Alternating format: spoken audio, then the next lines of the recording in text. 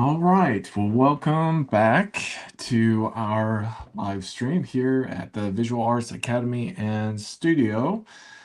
Today it will be me and Thomas. Will be on here in just a few minutes, but I'm going to start off our little live show as we do every Saturday from 6 to 8.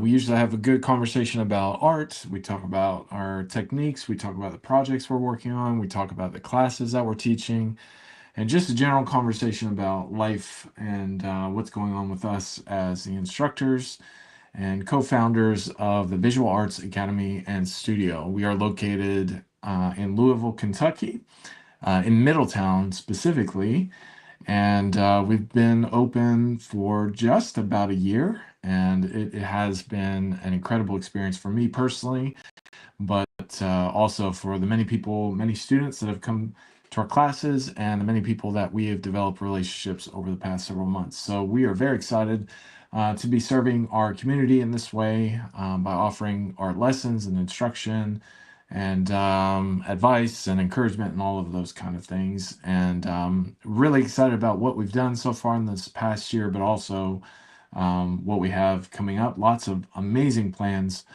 for the Academy and for our artists and for our students. So yeah, so I won't share too much of that because I guess we're not, I don't know what the official 1 year mark is. Maybe we'll have like a special live stream on that. I know we're going to do a show commemorating our 1 year. And so we'll get more details on that when it gets closer. So, but yeah, so welcome to our show, and thank you so much, everyone that is joining us live. And as we say each week, feel free to make comments, ask questions, post ideas and thoughts, and all of that, and we'll definitely interact. And as Thomas is getting ready, if you've never seen our show, usually what we do is we'll draw or paint live, work on some art, and then as we're working on art, we'll talk. And it's usually myself. I guess I should tell you who I am. My name is Chad Nuss. I'm also known as the Humble Wizard around our studio. And then I'm usually joined with Seth Jones. He's one of the co-founders and lead instructors at VAAS. And then we also have Thomas, and he will be on here in just a few minutes. Sometimes we'll have Sarah on. She's one of our other instructors. And then we also have Layla. She's not been on yet, but hopefully we'll be able to convince her to come on. She's one of our assistants. And so we're looking forward to you all meeting her. But yeah, so we'll get on here and we'll draw live or paint or whatever we're working on. And yeah, we'll talk art. So as for now, it's just me for right now. So what I'm gonna do is probably just talk a little bit about my past week, talk about the classes, talk about what I'm working on, and then I'll spend some time drawing. And if anyone has some questions, they can post that on our live stream. So yeah, so we're live on Twitch, we're live on Facebook, obviously, YouTube, X. And yeah, so definitely love that you guys join us and watch us each week, and so thankful for you. So as far as what I'm doing today, so I'm continuing to work on my pages from my upcoming book. I'm doing a series of graphic novels called The Silence, which is a sci-fi story about two very flawed heroes. Basically, if I had an elevator pitch, or my one line would be, it's about you're following along with two flawed superheroes or heroes as they tried to discover the meaning of life. I know that's a huge, huge goal for the story, but you're just kind of following them along as they wrestle with some very important questions. This really reflects my own life. That's kind of how I approach life and what I think a lot about. And so this is kind of autobiographical in that way. A lot of the questions that I've kind of thought through over the years will show up in the story, but these two heroes experience what most of us experience. You have this kind of idealistic vision of what life should be about, and then as you get older, It doesn't really turn out that way, and then you have to wrestle with some of those deeper, harder questions. And so that's kind of where they're at. The two main heroes, Naomi and Lazarus, they grow up on this kind of idealistic, utopian type society. But as you follow along the story, you find out it's actually a dystopia, that they're really, it's not that utopian at all. And they kind of clue into that and are launched into this search for kind of meaning, because all that they knew, they realized, was really just a big lie. And so they're trying to discover what happened. And yeah, so I'm working on book three, or volume three, and or no, book three of volume one. So my original plan and kind of what I'm following here is the story as a whole has four movements, so it'll have four volumes, so to speak, and each volume will have several books comprising that. And so I'm on volume one, book three, and I'm working on page 10. And so you can see it here. I'll just kind of give you a little bit of a closer look. You see up here in this upper panel that I'm almost done with. That is Naomi, and back in the background there is Dr. Polaris, and they are searching through kind of this rubble or wreckage of the spaceship that came down and crashed into the top of this skyscraper. And that's why you see in the back some unfinished silhouette of some skyscrapers.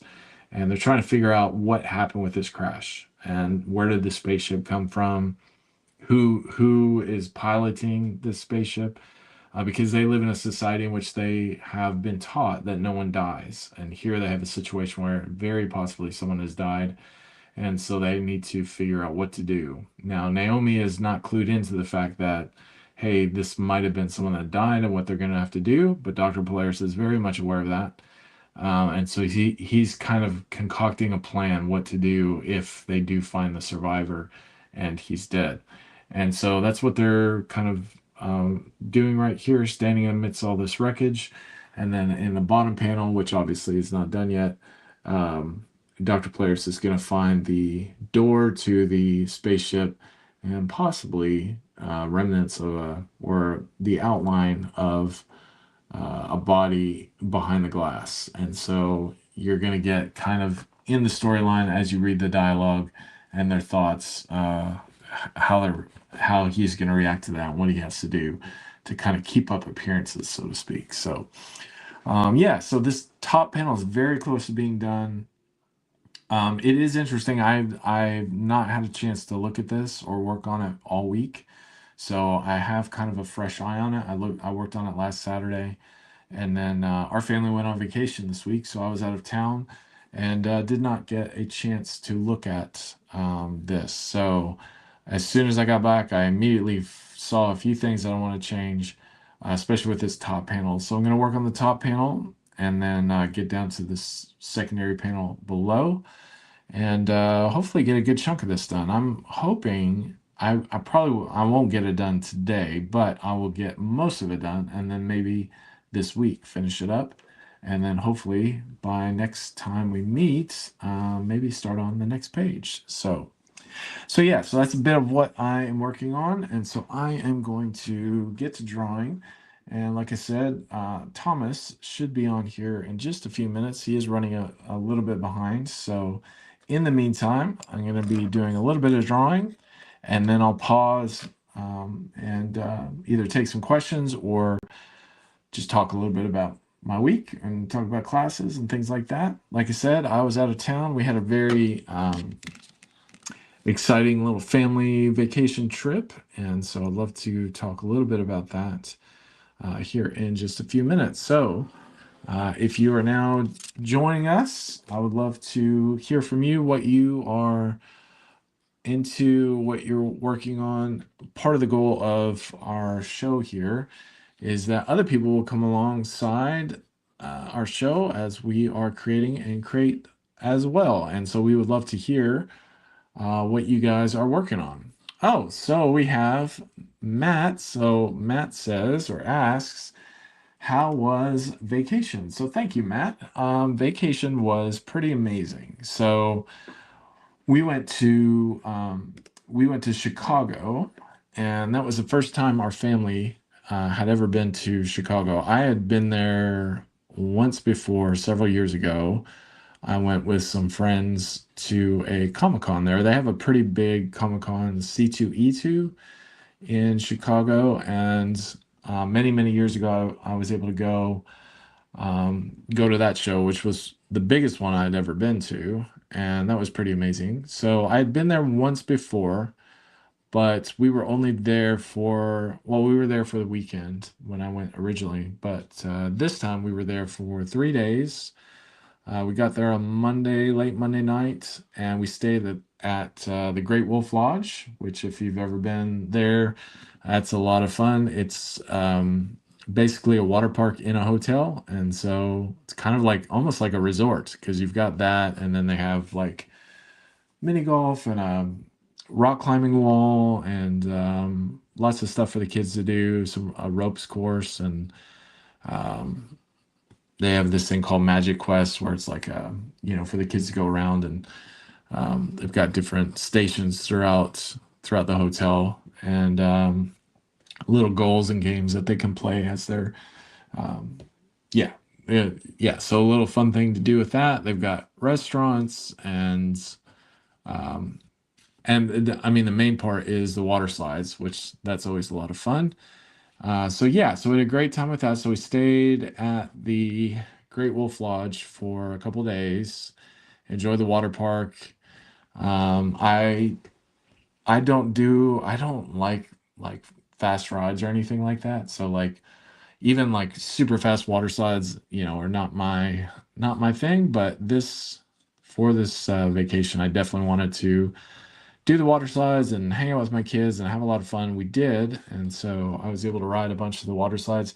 And normally we go to the one in Cincinnati or outside Cincinnati, and for a lot of their slides, I can't go on them because I'm a pretty big guy. Like I'm tall, and so I exceed the weight limit, which is so sad because I yeah, so so I'm not allowed to go on a lot of the slides in Cincinnati, but in Chicago they're all enclosed, so it doesn't matter. So I was able to go on all the slides and had a great fun. And one of my favorite slides we went on was the family slide. So you can do 2 to 5 people on this huge like round inner tube, basically, and yeah, that was a lot of fun. And we did this one where it was like it drops down a bit and goes through all these tunnels, and you're spinning the whole time. And normally I don't like that, but this one was actually a lot of fun. And then it goes around in this like huge bowl, and then you go drop down again, you do it again, and then drop down. And yeah, we had a lot of fun with that. So yeah, so we did that, and then the only slide I didn't go on was it's a pretty big drop, and it goes around really fast, and then there's this huge bowl that you wrap around and then go back down into this kind of slide at the bottom. So I didn't do that one, but all the other ones I did, and they were a lot of fun. It's funny as you get older, how you react to motion, how it changes. Like I used to never really get motion sickness at all, and then you get older, and for whatever reason, motion kind of bothers me now. So like I went on this one slide, it was the green slide, and I did it several times, but like by the fourth or fifth time, it did not. I felt kind of sick a little bit because it was like you're on a tube and it does a bunch of like really fast turns, and so you're going pretty fast, and you can feel the force of it. And man, it did not sit well with my stomach. So I only did it a couple times, but yeah, even when we go to like uh, amusement park or whatever, we'll ride some of the rides. I usually don't do the roller coasters, but like even the quieter rides, I guess, or the slower rides, I'll still get a little sick to my stomach. So it's kind of crazy how that I never, when I was younger, never really had that issue, but then you get older and your body changes and all that kind of stuff. So, but yeah, so we had a great time with that. So we did that for a couple days, and then on the last day we were there, we checked out early in the morning, and we were able to go to me and my daughter and a couple of my kids. My 2 sons went to the Art Institute, which is their big art museum there in Chicago, and that was awesome.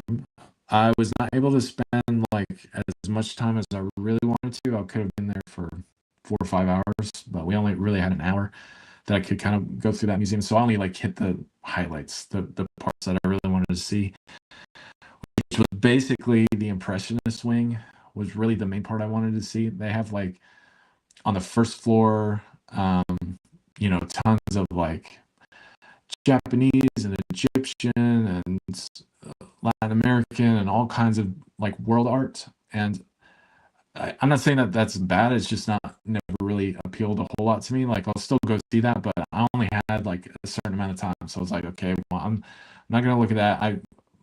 I mainly stuck to the Impressionist wing, and then they have like contemporary art upstairs. They have some contemporary art on the second level, but mainly, yeah, I just stuck with early 20th century, late 19th century kind of impressionism is really what I went for. And they have like so many like super famous paintings, so it was pretty amazing um, to see them like uh, in person. It's one thing to see your these incredible paintings in a book. It's a whole nother thing when you see it, in right there. Oh, my audio's breaking up. I don't know. Sorry, I haven't done anything to my audio, so I don't know about the audio. Oh, we've got Thomas is hopping on here, so that might be maybe some of what happened. Let me bring Thomas in. Hey, Hey, how's it going? good. How are you? Good. Sorry, I had a bit of IT issues. Finally made it in. Oh, no, you're good. Let me just. And I'm just trying to add. How do I add my second camera? That's always. I'm not 100% sure. Let's see. There we go. Present. Nope. Where's Seth when you need him? Yeah. Yeah, I don't know. I usually just plug mine in and it works. So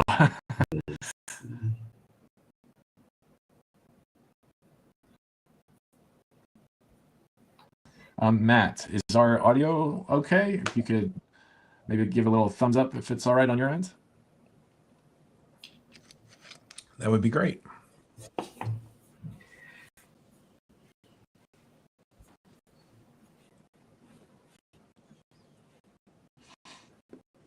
Oh, we lost you there. Yeah, I was just saying something. There we go. All right. Well, there's my secondary camera. I need to figure out how to get both. I think there is a part where it says to add a second camera, and I can't remember where that is. I think it's under. Should be oh yeah, I think you're still there. Yeah. But how about there? Okay, there you are. Let me see here. Yeah, when you first sign on, I think there is a camera icon. You have to actually add the second camera. Okay.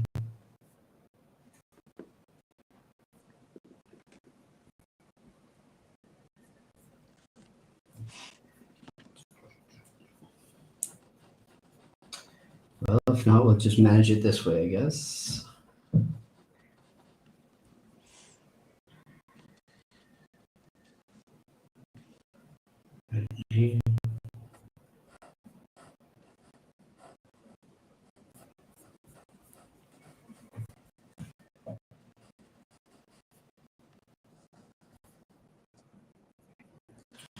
Oh, so yes, so what are you working on? I am working on, this is page 10 from my graphic novel. And yeah, so the top panel here, this is Naomi, who is one of the main characters, and she's looking through, searching through, oh, there we go, searching through a bit of.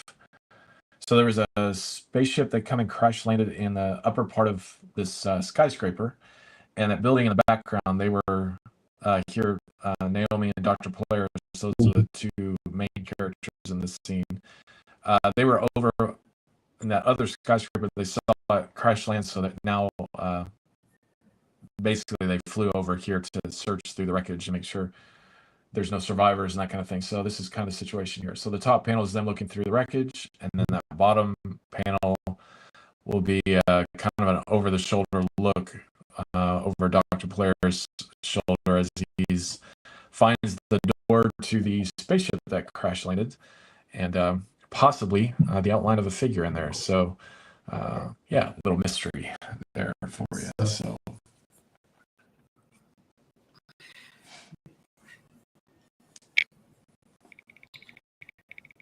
trying to get this.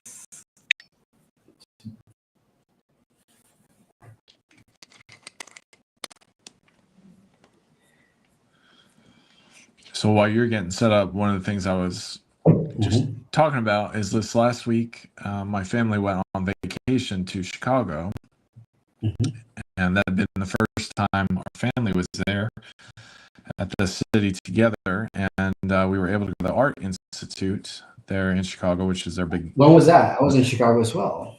Oh, just last week. Yeah. Me too. Yeah, we just got back late Thursday night. So we're there from Monday to Thursday. Oh, nice. Yeah. Did you see the Calibo exhibition? I did not have the time. So we were able to go on the last day. So we got there late Monday night, and we stayed at the Great Wolf Lodge with our family. And then on the last day, we checked out on Thursday. And then I wanted to go to Art Institute, but like just me and my daughter mainly wanted to go. We convinced two of my sons to go, and then my wife's not really into all that, so she just hung out in the park with my other son, and so I only had a limited amount of time. So I had about an hour, right? And which is not enough time for that museum. Of course, yeah. Yeah. So I just mainly headed for the Impressionist and early 20th century wing. Which is incredible, the amount of work that they have from, all the famous artists from that time. Yeah. Lots of Degas and Manet and Monet and all the Goya and all the ones that you can think of from that time period.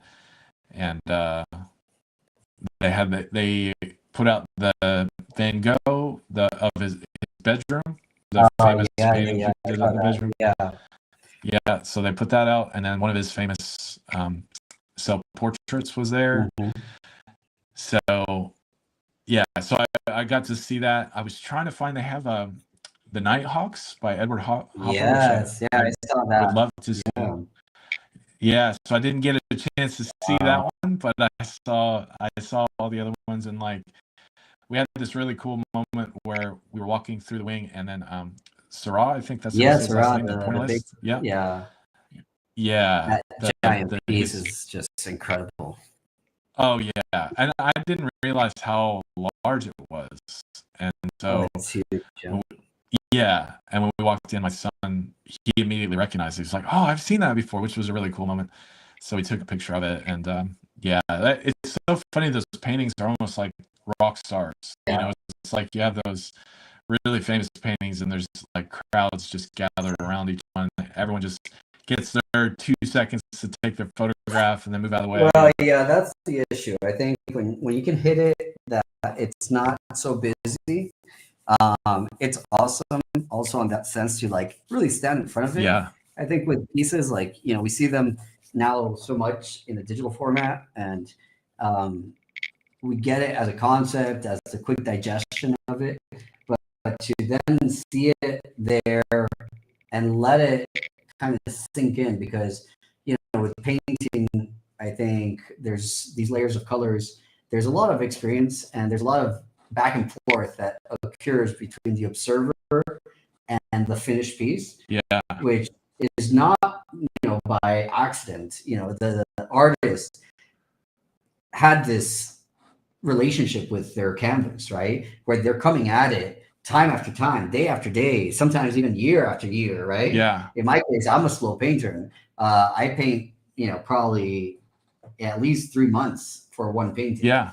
Yeah. I don't finish it that quick, but I like to come back to it. And in my case, because it comes to a point where it's no longer speaking to me, and I know that if I continue to work on it, I'm just going to muddy it up. Yeah. But I think when you are able to see a painting in person in a good setting, in a museum setting with the proper, the appropriate lighting and all of that, and not have the rush of a crowd and pressure and all that, but to really just meditate on it, you get that sense of the artist in the studio, going at it, really seeing and deciding, part by part, composition, color, and all that, and then taking those decisions, which ultimately are difficult ones.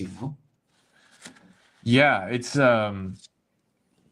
is incredible as well, the amount of painting that they have as far as like from the different artists. So like they had like several from like Degas and from Cezanne and all these other famous artists. But then you think you go to all these other museums and they will also have quite a collection of these different paintings. You think just the amount, sheer volume of paintings these artists produce in their lifetime. That was Hmm. the one thing that Seth and I were kind of reflecting on, is that, you have all these vast collections and you sit there and you think, I'm like you, I'm a very, very slow artist. And so to think that they were able to produce that amount of work is crazy. You think they obviously, most of them were probably, painting or working, for a large chunk of the day for years and years and years upon end. And yeah, it's really remarkable the amount of work that they were able to produce. But the other thing that I always think about too is, especially with the impressionists, you're looking at this, I have a tendency to forget that when that work came out, it was not really highly regarded in many, many situations. Like a lot of times it was critiqued as being unfinished or incomplete or Yeah. childish or whatever. And now we look at it like these amazing masterpieces, which, I think rightly so. But it was just such a difference from what was accepted at that time as, skillful art. And so one of the things that Seth and I were talking about, and that I have to constantly remind myself, is that, a lot of the contemporary art that we see today, for most of the general public that don't follow art a whole lot or just like it on a casual level, they feel that same way about contemporary art. Right. And I always have to remind myself of that, because I do have a tendency to kind of be overly critical of contemporary art. I mean, obviously there's some art that, is newer, it's just mind-blowing, but a lot of it I struggle with, honestly, because of maybe the skill level is just not there. Whereas when you look at an impressionist painting, you can see the skill level, like they're able to do with less amount of Right. exactitude, but they can still really express something in such beautiful, almost photographic way. Whereas some of the art today, it's purposely not focusing on the skill level, more on the concept, which it has its place. That's the particular way it's, that's the purpose of it, Right. to begin with. So I do have to remind myself not to have kind of I've heard the term chronological snobbery, in the sense Hmm. of like Hmm. looking down on some of the art. But sometimes I can't help myself. I'll see some newer stuff and I'm like, oh man, that's horrible. But that's, I always have to remind myself when I'm in awe, in front of these paintings, that hey, they thought the same way that I think about some paintings from today. So, but Yeah, that's yeah, exactly right. yeah, And so at the Chicago Art Institute, they have this exhibition that continues on with the Impressionist section of theirs, which is Gustav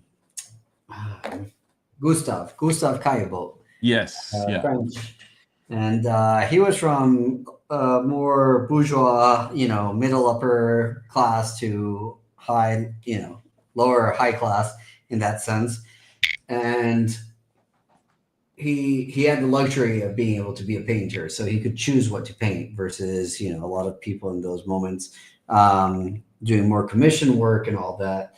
And he submitted to the French Salon, which was the formal academic kind of way of going, and he got rejected for a piece which is now in art history considered one of the best pieces or paintings out there. He has several, which I'll bring up my phone and the ones I took photos of, but he got rejected from the salon, so he submitted to the Impressionist group exhibition, and there he was accepted, and so he found his place amongst them. He was painting. He had the luxury of not having to follow the Impressionist wave to so rigidly, I guess, that he was he allowed himself to look at a aspect of painting that today we have that liberty that we can really paint whatever we want subject wise. And you think of the Impressionists and you think they were pretty free, but they weren't. They were still painting landscape and or women in social ambiances. Yeah, there were some men, but they were not the focus. Whereas Gustav Kaibo, he really put the focus on his group of friends, his brothers, in his family apartment type scenarios, things that were just not at the liberty for somebody that had the pressure of selling, right? Yeah. So this, I think, is the one that got rejected from the salon, which is now considered one of the masterpieces in that era. Let me see if I can get this to focus right. Oh yeah. Yeah, that one's amazing. Yeah. So it's these wood scrapers in his apartment. There it looks like a watercolor, and it's not doing justice. It's not coming into, but I mean, it's amazing as an oil painting. And Yeah. then for those that are watching and or rewatching this, I mean, this is the piece that is similar to the one that we're talking about by Seurat. It's just a giant piece, and it's just a Yeah. great. Let me see if I can get this to focus in on. Yeah, that one's gorgeous. There we go. No. Yeah, we'll have to look it up. We'll have to bring it up. I can also maybe change my view here. I'm talking about the most unadvanced IT people doing this right now. But point being, showing a different scene. This was in Paris. Really looking at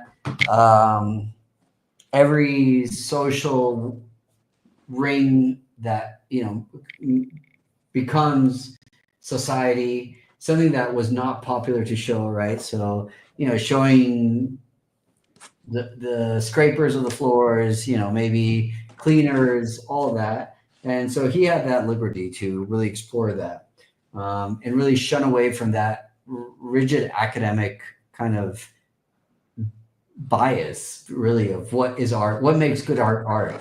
And when I was seeing all this work, there's also a lot of kind of studies, like most artists, right? You do your pencil studies and all that, and then you eventually build up the composition and a final painting, which is a little bit what I'm working on today. I wanted to just play and look at narrative. And the whole time that I was seeing this exhibition, I was thinking a lot about your work, your approach as a, sequential artist, illustrator, comic book kind of concept can sometimes be limited to the category, but it shouldn't, because when you look at these artists that are working on paintings that fit into those categories of grand artists and the movements, I think that sometimes we get limited as artists of thinking like, I need to have a model and the right setting, and we're going to paint this, and it's going to be like fantastic, right? Yeah. Versus really just saying like, wait, I can choose what I'm going to do, right?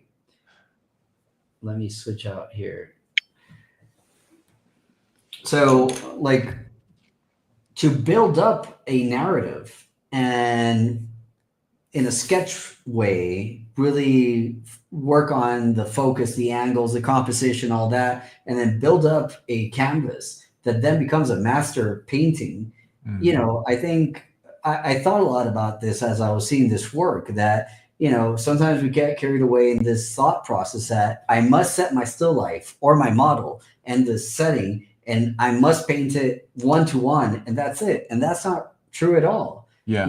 I think that there is this flexibility of creating your painting, your canvas world bit by bit. Of course, Yeah. there's a whole, there's work behind it. There's studies. There's actual, hours of drawing a hand in meticulous ways and holding and composition and Yeah. all, like how it's the lighting and all this.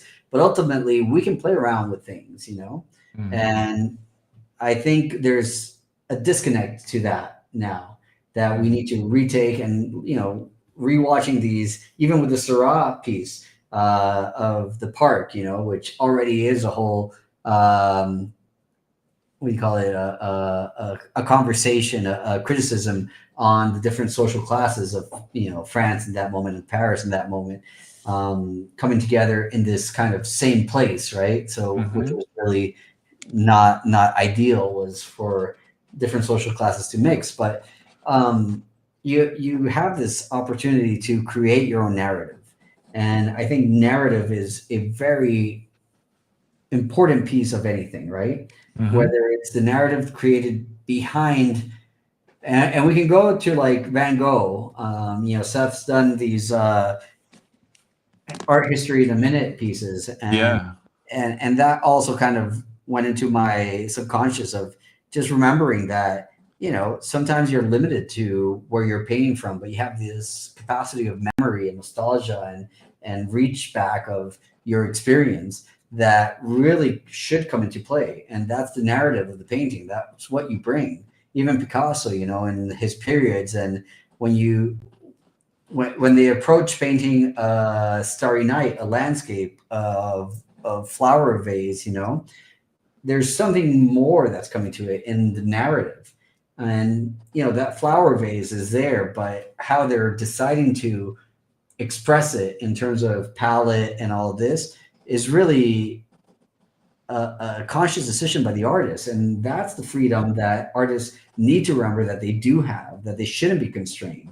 And I think that allows for this kind of awesomeness of expression to come out in pieces.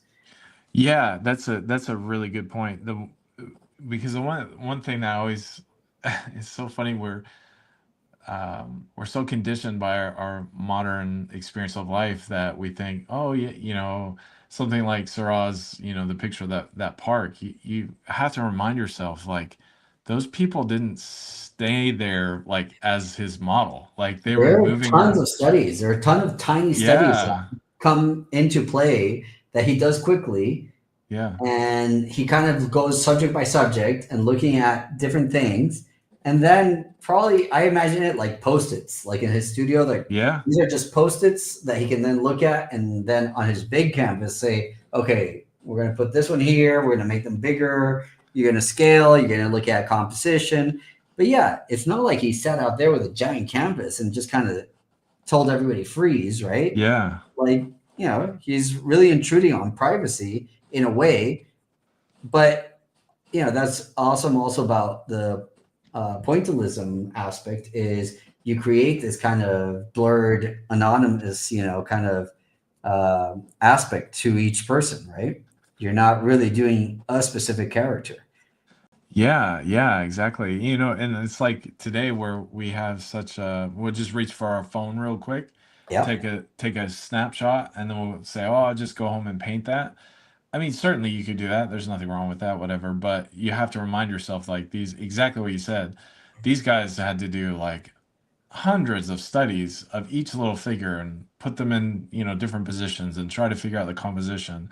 And yeah, and that is a huge challenge. I mean, I definitely think there is a skill to be had of taking a photograph and reproducing it, no doubt.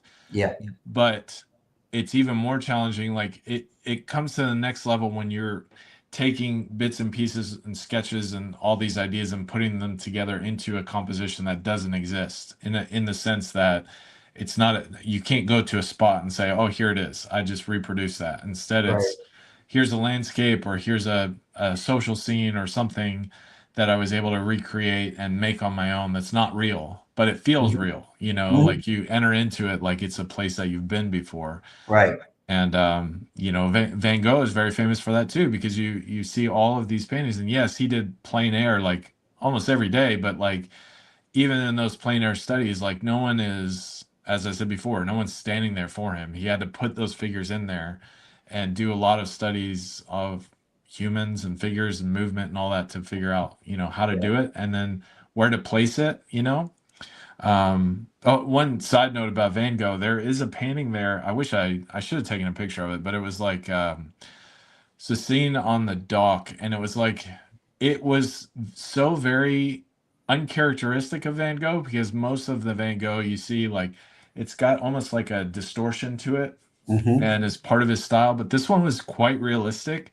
And Seth and I were just talking about that. One of the things about a lot of these impressionists that people don't realize is that they were so they had mastered painting and art in such a way that they could do those things on purpose as far as the Right. distortion or the stylizing their paintings because they had already mastered realism that they were able to do something a bit different than just a plain painting of a scene. They could, you know, change things and move things around and that kind of thing. So I always appreciate that when I see that. So, Yeah.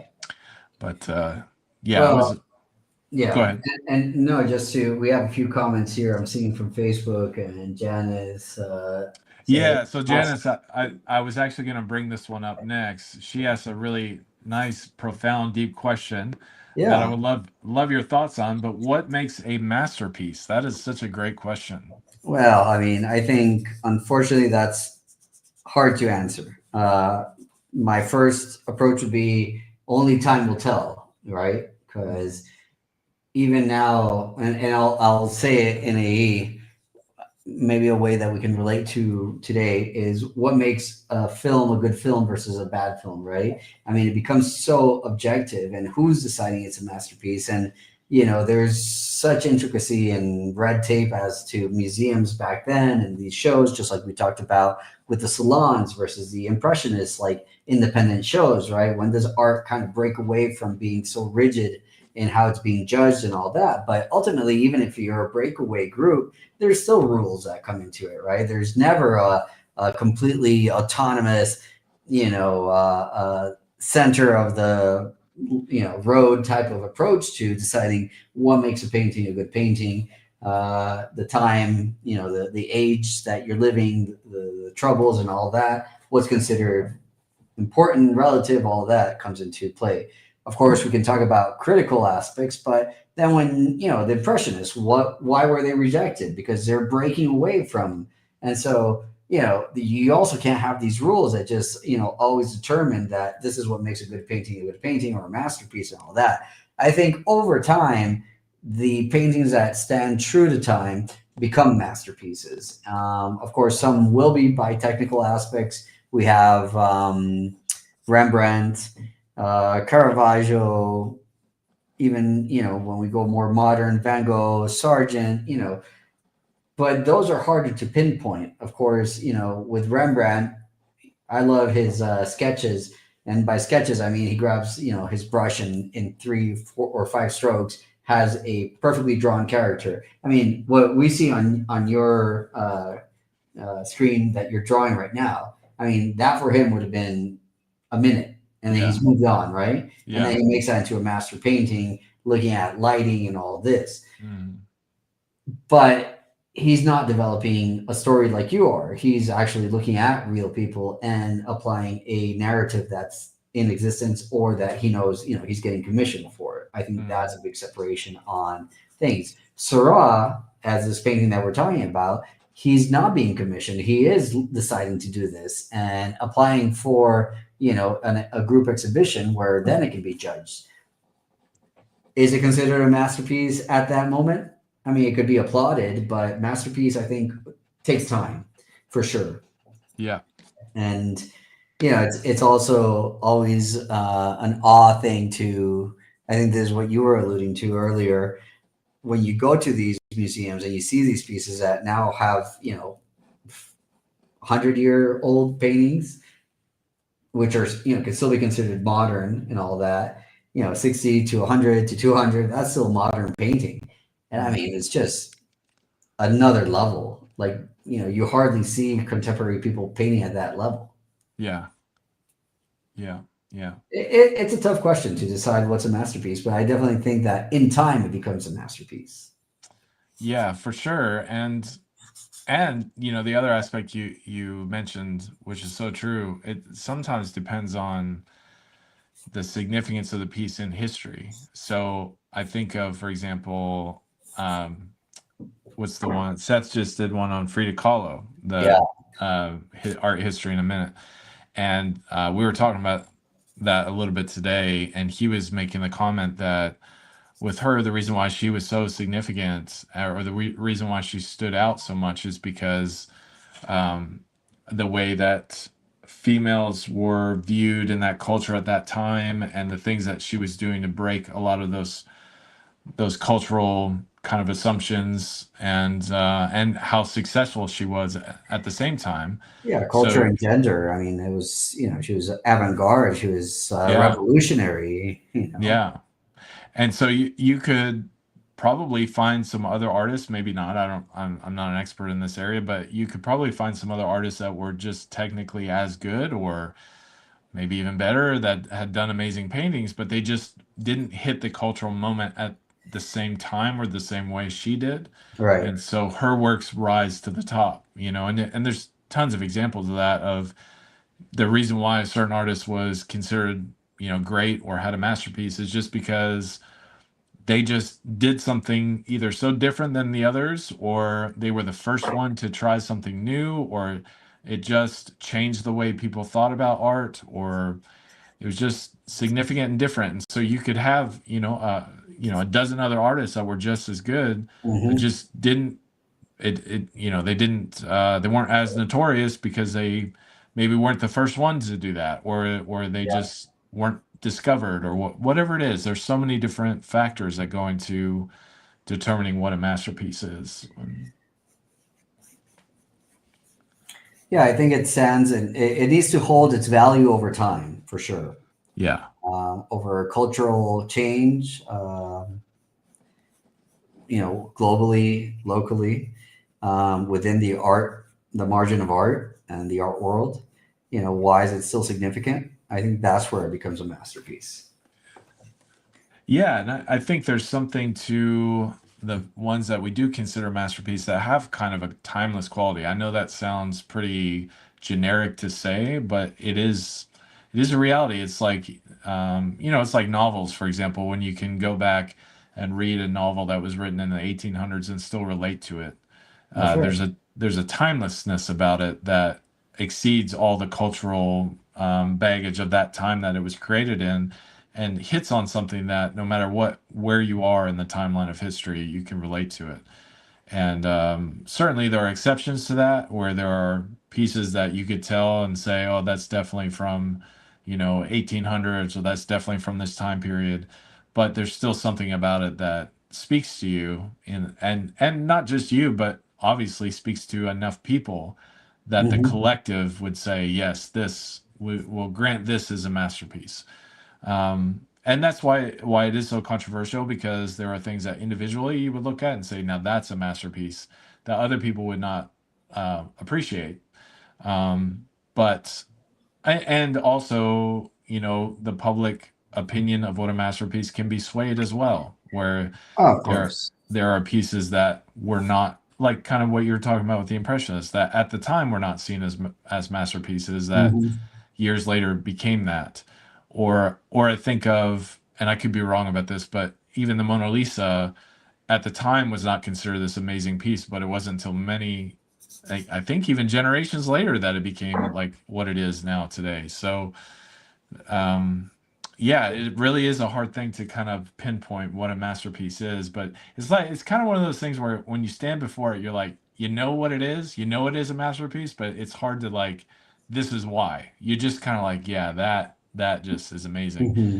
And I often do this kind of thought experiment where I'll see maybe a painting, like if I'm flipping through Facebook or whatever, I'll get a lot of, because of my algorithm, I'll get a lot of like just unknown artists that are posting or whatever, and Right. I'll look at their stuff and I'll think, okay, why do I love like a Van Gogh, but I'm looking at this painting. What's the difference between like a Van Gogh and this painting? Why is this painting not as good as that one? And I'll try to like Mhm. pinpoint, or I'll sit there and I'll think, what if I saw this, excuse me, if I saw this in a museum, would would it be museum worthy? Like I try to in my Right. mind envision, okay, if I didn't know the name of this artist, could that make it to a museum?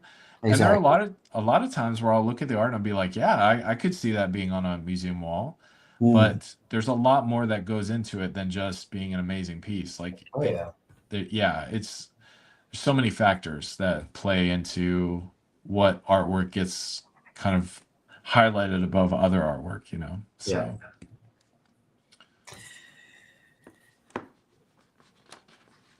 Yeah. Now we have art is a different has a different metric, which is obviously purchase value, collection, all that. You know, there's this blue chip art movement, as in art for investment. Um, yeah, what determines it? You know, at what point? I was seeing a thing about like artists who also, you know, had a correct art value in terms of when they're coming out into galleries and shows. You know, whether it's like these big art shows like Untitled or Art Basel, all these, you know. Um, and then their pieces just skyrocket because the demand goes quickly. People understand, you know, that that's exactly what, you know, the type of artwork that they've been looking for. But, you know, the artist has no way of knowing.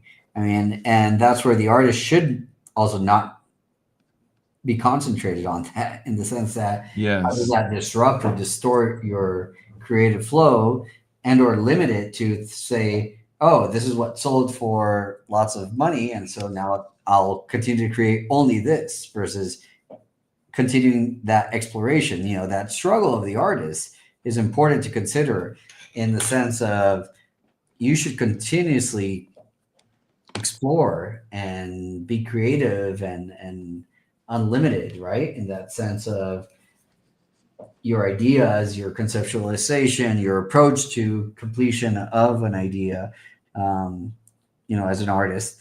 And the market can actually limit and encapsulate you into, well, you did this great piece that sold and it's very popular, so just make pieces similar to it so other people can buy it, versus yes, saying, well, that was just one of the aspects of this general concept and idea I'm working on. And just, you know, because that one sold at the right at a given moment doesn't mean, you know, that that's all I have to offer, right?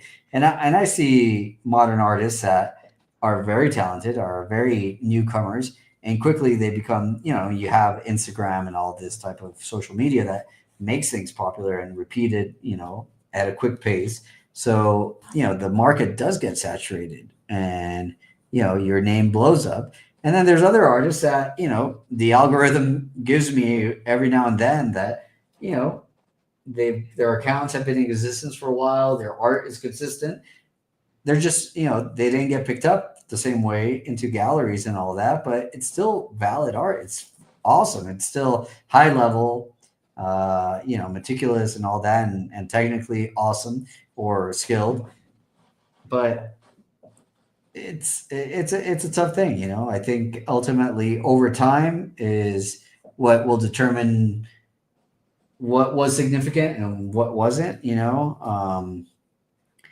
I think there's artists that become fashion and fad that are being sold for thousands and or millions, and you really have to say, well, what happens in 20 years, in 40 years, right? yeah, Are those going to go into the art history books, or are they kind of just little comets, right, that fizz out? yeah. I there's a little rebellion in me that I'm always like, you need to the true artists are the ones, and this is probably me, just my pride, but I'm always like, no, the true artists are the ones that create without e- ever really worrying about whether they get discovered or not, because I just feel like and I know it's different for every artist, but I feel like as soon as you get wrapped up in all of that, as Yeah. far as like your fame and success and all that kind of thing, I just feel like it um and everyone's different, but for me, if that were to happen, like it would destroy my creativity because all I would think about is, oh, what's the next thing and who's, who else is going to see this and Yeah. how Well, much there's money pressure that and comes with that, right? yeah, yeah. And so I kind of loathe that. And so like there is a part of me that, I'll kind of, in my small little way get a little bit caught up with that. And, you look on Instagram and you see all these artists, you're like, oh man, look at, they're showing at this museum or this gallery, they're doing this or doing that. Right. And you can kind of like get down on yourself a little bit. And you think, oh man, what, maybe I should try and do that. And then part of me is like, all I would think about is that. Like I would stop creating. I would stop worrying. It's like I can't worry about all that stuff.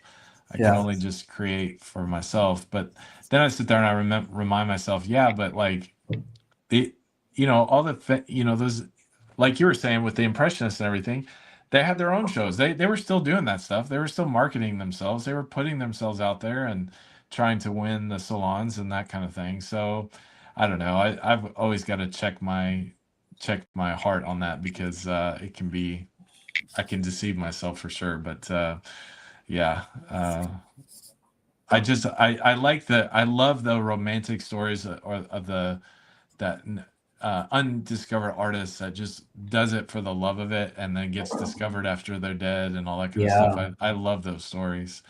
And yeah, so I mean, there's value in all art, right? So, I mean, that's also something I've learned is you can't, also can't be against the whole system, either. I mean, art yeah, needs to be 100%. shown, Yeah. it needs to be lived, experienced, um, which is a little bit what I was going back with, where I started in the sense of how do you create things, and it's not all just like, all of a sudden you came across this Oh gosh. beautiful scene, and you're allowed to be creative and draw from different things. And I think the problem is when you start thinking that, how are other people going to react to this?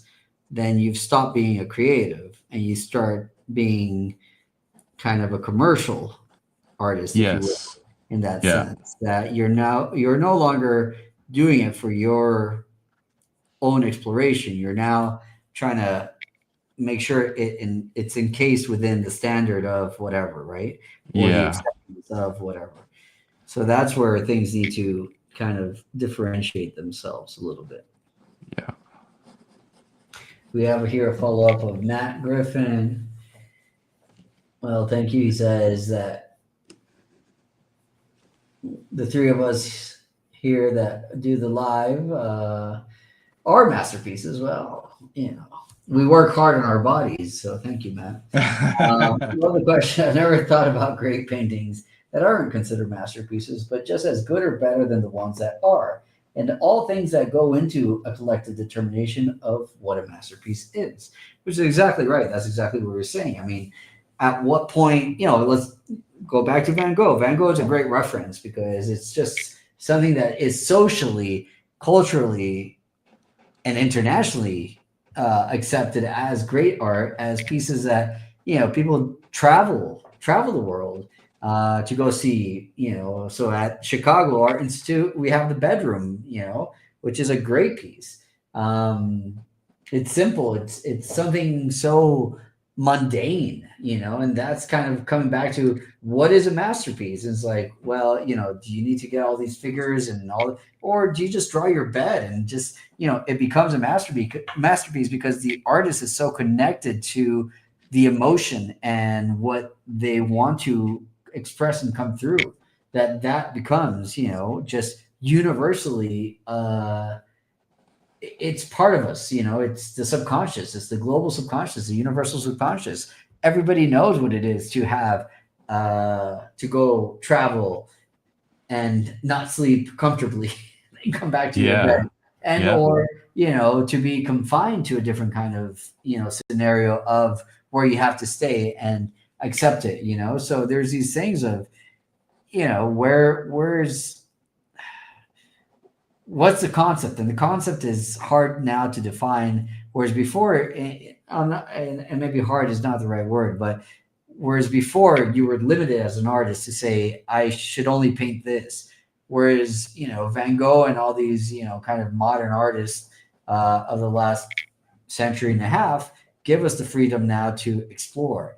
Now we're in an even more abstract era, and you know I think that's what you and I were alluding to, which you know it's hard to understand sometimes, um, only because we're still kind of coming from the old school mentality of masterpiece, right?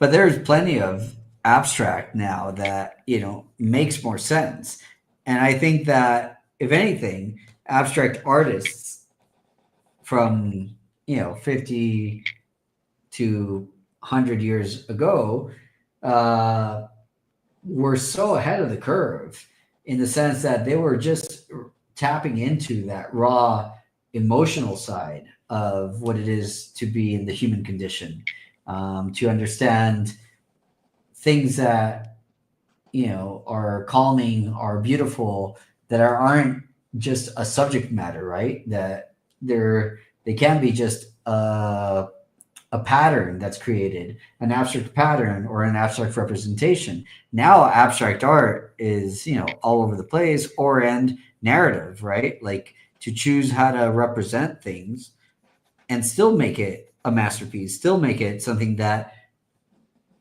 stirs something within you as the viewer. I think that's the importance is that when you come across a piece, even just the color choices can resonate deep within you and sometimes even awaken something that you know didn't experience before. I'm thinking of Rothko and a lot of these other painters that you know you come across these abstract pieces. You know, an abstract I think is a term that's also misused a lot of the time. I think that they're not abstract. I mean, they're very on purpose. I think when we think of abstract, we think like, well, this was all accidental. And it's not. You know, it's lines that were created and put down in a thought process of composition, of rhythm, of lots of different things, right? And color choices. And those things, ultimately, when you come across it, you already have an understanding of the that type of abstraction. I think that you know if we can go back into our child psyche, right? Uh, you don't comprehend what you're looking at. It's all pattern. It's all color. It's all Mhm. composition. Little by little, reality comes into formation because you know your surroundings, your parents, everything tells you what you know this is and what the limit is and where the borderline is. But if you can really come back into that, I mean, it's all this kind of abstraction of color and space and time, and that you know trying to recreate it now becomes a challenge. Mm, yeah. So for you as an artist, when you go through a museum like the Art Institute, how does that affect you as far as your own art practice? Like, is it inspiring? Is it disheartening? Is it motivating? How do you come away from going to an art museum like that? To me it's motivating because I know that what's hanging, and this comes back to the masterpiece question, what's hanging out in museums was not considered high art, you know, was Hmm. actually the controversial pieces, was you know the gallery that was taking a chance on this artist for you know doing this kind of new thing. And that's motivation. It means that whatever I want to do and I'm trying to do is it is all right in the sense of I'm just exploring. Mm. If I have a mentality where I just want to create masterpieces all the time, I know that's the wrong approach. Yes. Yeah. Matt also asked, would you say that with Van Gogh, it's a combination of changing Impressionism and his story? If I'm interpreting the question right, we do see Van Gogh's an outliner in the Impressionist movement. I mean, he was, and there's several artists. In fact, it's funny because the Impressionist movement is always looked at like this rebel group that like changed everything. But I mean, there was a tight knit little kind of club within that, so it's not that easy to just be considered part of it. And in fact, I think there's a lot of Impressionist artists that were probably added by later art, you know, historians and or just the public at large, in the sense of saying, yeah, this is also part of Impressionists, or it was important enough to be considered within the movement, right?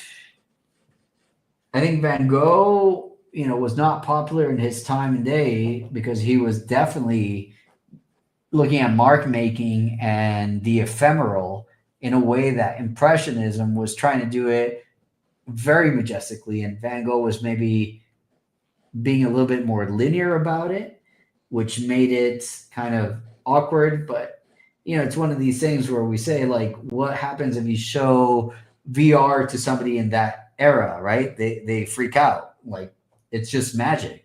I Hmm. think Van Gogh's pieces were kind of like, going to a magician's show and seeing magic in front of your eyes. So you just quickly put it into that kind of, it is kitschy. It's kitschy art. It's impressionism, but it's kitschy impressionism. Whereas Hmm. now we understand that, like, no, he was looking at all these kinds of different things that others couldn't even visualize. I don't know how you feel about that. Yeah, I mean, I think once again, not being a expert on this, but I think up to that point, a lot of the art that was being produced were like, these very high-end portraits and still lifes and all that. And he was going out into the street and drawing, painting prostitutes and people drinking absinthe in the bar and normal everyday, workers in the field and that kind of thing, which was a bit scandalous because, like you said about the Syrah, you had all these kind of, I don't know if you want to say lowbrow or classes of people that were looked down on are now subjects of these paintings. Right. And so it I guess in some ways would be like it's hard to make a comparison to today because we do a lot of that now where someone will draw the outside of a McDonald's or something like that, that would not be scandalous today. So it's hard to kind of have that same one-to-one comparison, but artists are still trying to do things like that today where it's a bit more scandalous or or like artists will make more kind of maybe political or social statements or something like that. Like before we got on the live stream, I saw an article or a little, thing on social media about this statue of, not to get too political, but of Donald Trump and Epstein. Some artist made a statue of them shaking Yeah, hands yeah, and yeah. put it in Washington D.C. just mysteriously.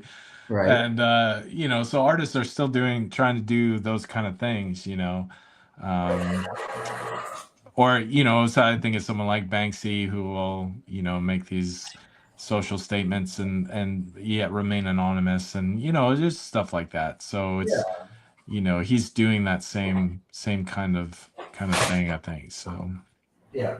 No, for sure. I agree. but yeah, I'm the same way. When I go to those art museums, I absolutely love them. I mean, art museum in many ways, and I've told other people this, that going to an art museum for me is almost a semi-religious experience, I guess. Like Yeah. because you're seeing all this art that is timeless, and you're every time you stand in front of these pieces, there's just something magical that happens where you're entering into all these different worlds, and you're standing in front of canvases that these masters stood in front of. Like, so there's this weird, for me, kind of like a timeless quality where you're standing in a place that someone stood at that time and was painting Yeah. this painting.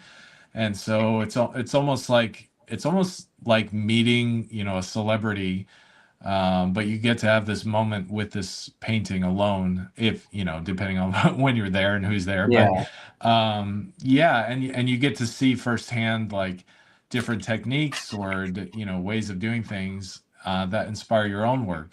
So like for me, I sometimes I'll go in and I'll take like lots of pictures of different works, but I've kind of realized that I hardly ever go back and revisit those photos. So I was like, you know, I just kind of want to enjoy it. But I did take a few photos that I purposely looked at and thought, man, this work right here is really helpful to me or very inspiring. So a couple of photos I took, and I'll try to show them. Hopefully they'll show up all right. But Yeah. sorry, there's a little reflection because I'm by a window. But this is a huge Manet portrait, and you can't really Right. see it. I apologize about the glare, but it's um, it's a beggar. The title is "Beggar with a Duffel Coat," and Okay.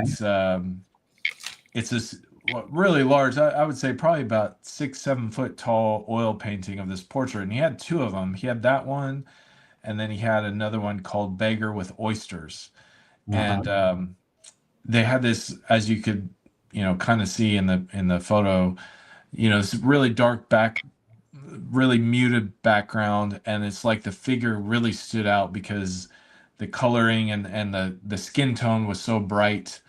And then the other one that I had, which you won't be able to see real well, but same kind of composition. There's just a very simple Yeah. figure in the middle, Right. but it's almost like this figure is like emerging from the shadows, and it was inspiring to me because I thought, you know, I love those kind of large figure drawings. I've done a few of them, and I've got one going right now, and I thought, man, I would love to do a charcoal version of a portrait like that, a full body portrait with a very dark background where the Right. figure just kind of emerges from that, and then you do this super realistic portrait and all that kind of stuff. So I was like, gave me an idea of a future work that I could do. And then I took another photograph of this was a charcoal work by someone I'd never heard of before. His name is Leon Lermy. They're French, I guess that's how you would say it. It's Right. Lhermitte. And it was Okay. a charcoal drawing called Evening Prayer. I don't know if you can barely see that, but Huh. it was so like I, you know, really love charcoal, and I was just looking up close at it, and just so subtle, and the way that he was able to put so much detail. Right. Um, it was just such a beautiful drawing that I just had to take a picture of it. And then there was this other artist that I had found through a Facebook reel.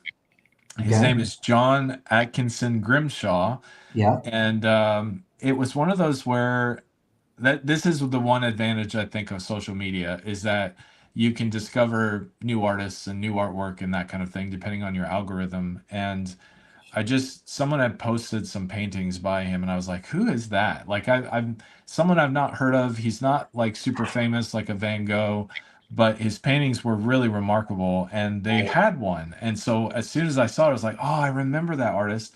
So I had to take a picture of it. This is what it looks like. It's a night scene, and this Nice.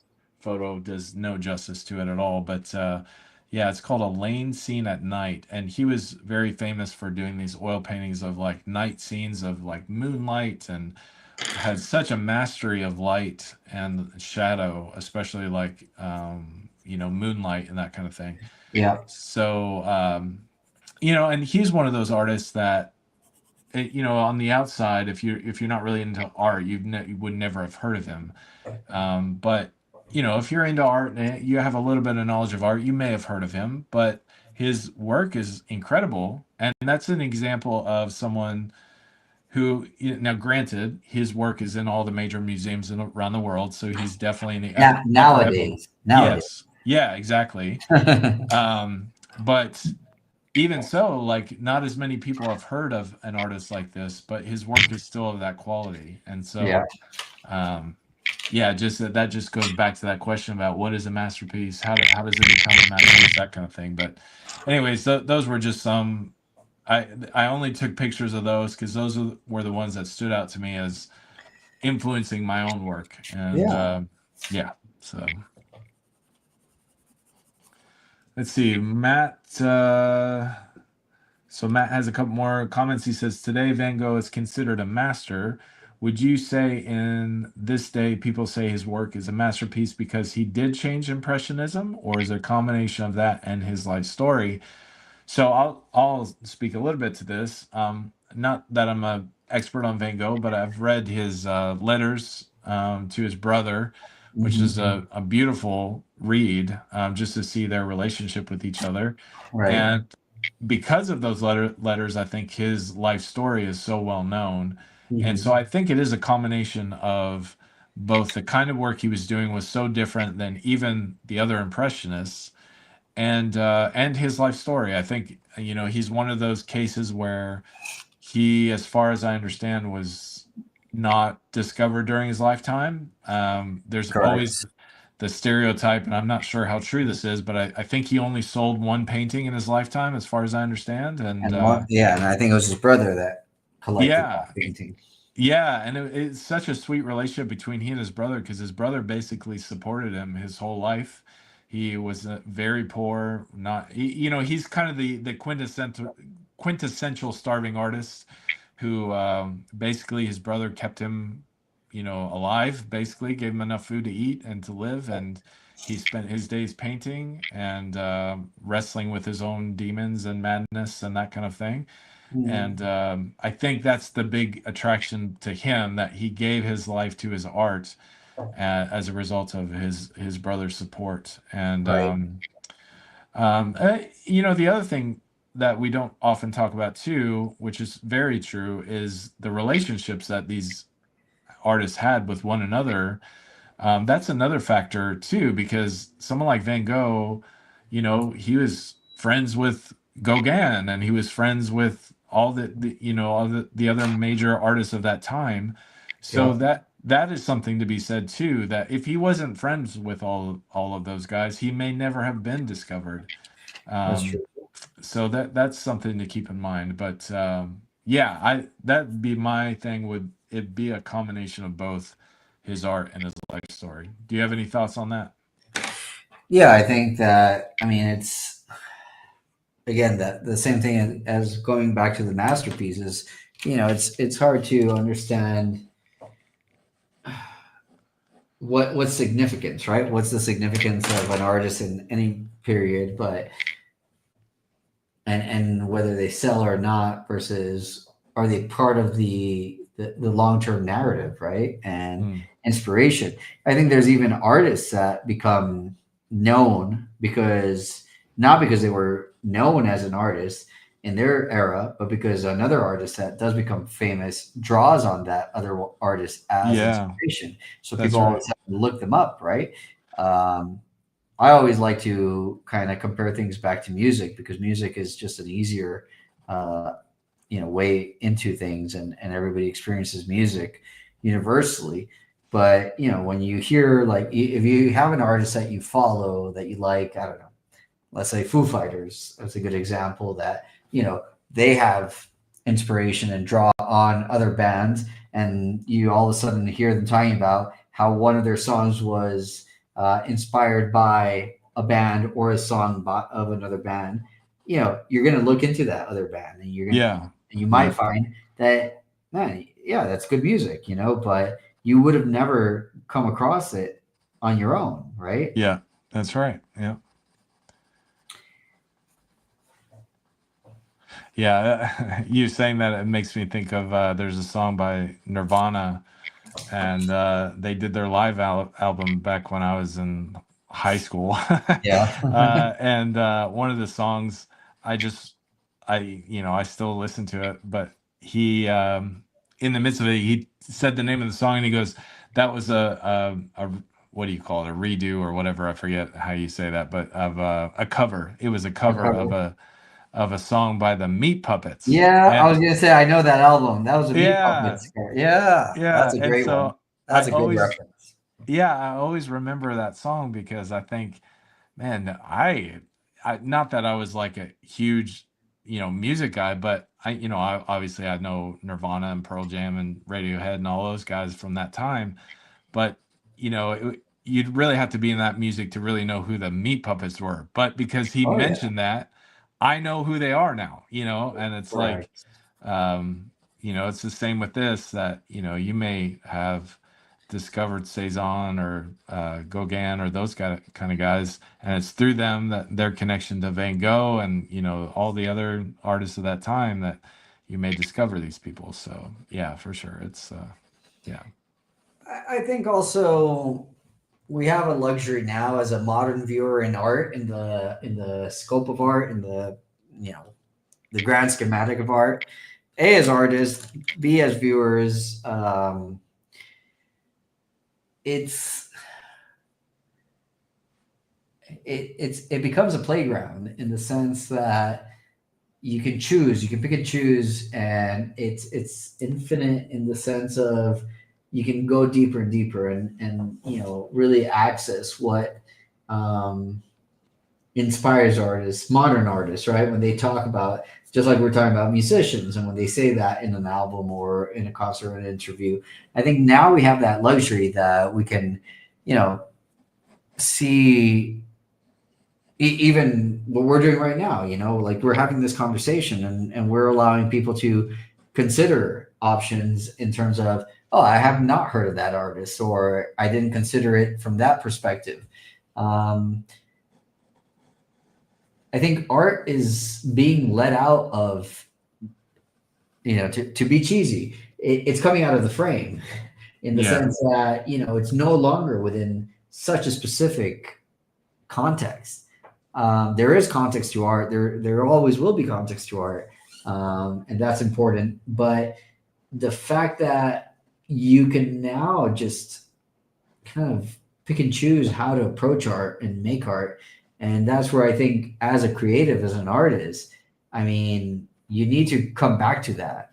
You know, there's this thing that's been rolling around in my head for the last 5 years, I would say, as an artist, you know, with COVID and all that, like the change in the psyche and the experience of the individual, and questioning, why do I do art? What's my approach? What's my measure of my instrument of measure? What's my kind of scale of saying, like, is this good? Is this bad? Should I even continue doing this? You know, and I'm saying piece by piece, not so much as an artist in general, but you know, when do you like get frustrated with a piece? And I think like it's it's this question of trying to verbal seeing it in my head before I say it out loud, but you know, how is art important? How do I make significant artwork? And and when you see like pieces in a museum, you can disconnect if you don't know the history of art and the reason behind art. When you start reading about artists and what was happening in their time and era, you understand that pretty much everybody was having this same big humanistic question about, is this good? Should I do this? Like, Yeah. should I even Yeah. show it to anybody? And you know what you were saying. There's even a lot of art that has never been shown. Was never had never seen the day of light, and the artist, maybe once they're dead, like somebody else like brought it out. You know, Yeah. Yeah. and because maybe they showed it to somebody that they trusted or didn't, or was in the art world or not, and it was ridiculed. But you know, a whole long time later becomes actually significant and important, and worth seeing, and worth, you know, having it in the conversation of art at large, right? Yeah. Yeah. That's a great point. I think you, me, and Seth need to make a covenant that when one of us dies, the other two will take care of our art for us. Yeah, art conservation is a big conversation. Hopefully that won't be for a long time, but Yep. Cheers to that. So what are you working on? We didn't get a chance to I was really coming at it, like I said, after seeing the work of Gustav Caillebout, and kind of just in my head, it was coming around like, your pieces. You kept showing up, maybe because you were actually so close geographically speaking, like we were Yeah. in the same city at the same time, basically, Yeah. and we just didn't know it. But I kept thinking about it, like, why? Because I'm a victim of that, of thinking that, man, I gotta put this like still life perfectly together, and I'm gonna paint it at 9 a.m. because that's the right angle of light, and all this. Like, I'm like, you know what? Why? Why am I doing this to myself? When I Yeah. see these artists that are in museums, and you see the studies, and then they start to decide. And yes, later you come and say, okay, now I will study the fall of light, the angle of light at this exact moment, because that's what I want, and I'll just apply it universally. So, right now what I'm doing is, this is like a Degas, I don't know, all these kind of Toulouse-Lautrec, these Yeah. scenes of like kind of social ambiance. So here we have kind of a barmaid type scenario. I'm trying to do this long bar, different customers in, kind of their psychological mind frames and interactions and things that I think comes back to that humanistic story. And so, I'm really just exploring it from, I know my perspective is not going to be awesome right now. That's a secondary study that I should do on the martini glass, on this, on the hand, the arm position, how this arm is going to rest and really support weight. Right now, I just want to lay figures down. I want to Yeah. lay kind of conversation, and I still have a whole page to go. This is actually like 16 by 20, I think, sketchbook. So I still have Okay. like all this awesome empty space that I Oh want wow. to pull Yeah. out in terms of Yeah. composition. Yeah. But I know this is going to be my diagonal that is going to determine my bottom base diagonal. And then from here, like the conversation starts here and explores outward. Yeah. And again, it's one of these things that after seeing all these museum pieces, I said, you know what? I want to explore narratives and conversations and storyline. And it doesn't need to be perfect at this moment. I just want certain light positions, figures, angles, like compositionally speaking, on this bar being like a nice strong diagonal, which I've laid out and I'm still keeping loose on purpose. But soon I'm going to start laying it in. And right now I'm being playful with color, using color as expression of mood, of temperament, of situation. So like this figure, I put in yellow, and now I'm outlining with purple. So these complementary colors that are in complete, opposition to each other. So Hmm. there's going to be a direct conflict on things. I'm looking at skeletal issues of cheekbones, all this that, then you can kind of amplify and be more dramatic on, and decide, well, wow, that person looks like they're really suffering, right? Yeah. Yeah. But it's these subconscious little things, which again, you need to start by just being playful and figuring out where to lay characters down. Which again, like I said, it came from, a lot of it was just, I was just remembering your comics and how you lay out characters and perspective and decide on what makes it dynamic, where is the attention drawn to, you know even like this character here, this person is moving away, is Hmm. angling back. Let me change the perspective, maybe that'll help, because we'll see it from my perspective. Hold on, because there's always, you see, so that figure is angling back while the other one's moving forward. Yeah. So how Yeah. do I make this figure kind of not desirable? So I'm really like making this rounded, like, kind of just not sharp features, kind of just Yeah. like this blob of a person that's really coming into your personal space, right? And the other one Yeah. has to back away. So creating these kind of tiny narratives is what I'm looking at right now. Yeah. I love that. I think even just in that sketch, it looks very beautiful. Like the pink figure, my eye keeps going back I'm assuming it's female, maybe, or that Yeah, figure. yeah. Either way, yeah. Yeah, right Um, now, I mean, and again, I'm also not being too specific, but yeah, I mean, Yeah. basically a female male situation here. Yeah. Also, which again, narrative and things to consider. It's like, even the type of drink that you give them, it all becomes part of our social narrative and dialogue, right? Yeah. Which you can use or contradict or exemplify, or those are choices as an artist that you get to make. Yeah, I love what you said about even the shape of the other person's face, just making them look more grotesque. Just, it's those little details that often the viewer doesn't catch, Yeah. but unless they're intentionally looking for it, but makes or breaks a piece. Because Mhm. if you're looking at that and you didn't intentionally make that character grotesque, it's not going to have the same weight. If Correct. it's just like two figures looking at each other, or one's like kind of in their personal space, like, okay, yeah, that's uncomfortable. But if it's obvious that this character is unsavory, Yeah. it really, yeah, just really adds to it. And it's all those little decisions that really make a piece great. And yeah, that's awesome what you're doing. I appreciate it. So, a couple more comments here. Matt first said, art museums and art stores are my escape room. I can never figure out how to get out of them. Yes, I feel the same way. That's how I felt when we went to the museum. I knew going in, I only had an hour. And so I was like, okay, I've got to be really intentional with my time. But I could definitely have spent my whole day there. And I do love going there for that reason.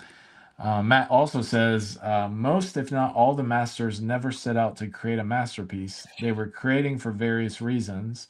And Right. then, generally speaking, over time, the pieces are now masterpieces. Exactly. Like, there's so many examples of that where an artist got commissioned to do something, and so they made it, and it was put out in the public, and it had such an incredible response that it went down in history. Or it could have been one of those like personal pieces that someone paid them to do, and just lived on someone's wall and for a couple generations, and then someone discovered it. And there's all different kinds of Oh yeah. reasons why they were made. And I think, yeah, I always go back to that whole thing that and this could be just my personal opinion, but the purest art in my sense is exactly what you're saying, where the artist is just creating it out of the love for the art, or wanting to express something, or even if it's for a commission. That's the end goal. The end goal is not to achieve some kind of greatness. I think